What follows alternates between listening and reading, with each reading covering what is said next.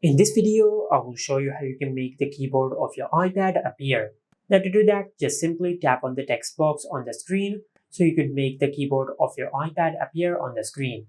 If this did not work, just tap on the text box a few times until you see the keyboard appear on the screen. Now also, if you have connected any external keyboard with your iPad, just unplug it from your iPad. If you have connected any wired keyboard with your iPad, and also if you have connected any Bluetooth keyboard with your iPad, then in the control center, just go to the connection section and turn off Bluetooth.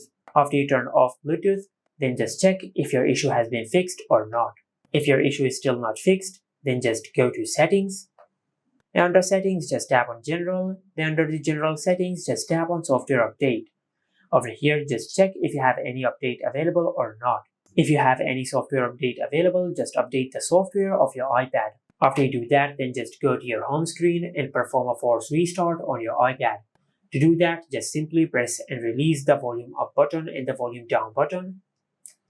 Then quickly press and hold the side button on your iPad until the screen goes black and the Apple logo appears on the screen. Once you see the Apple logo on the screen, just release the side button. And this is how you can make the keyboard of your iPad appear on the screen. Make sure to like, comment, and subscribe. Thank you for watching.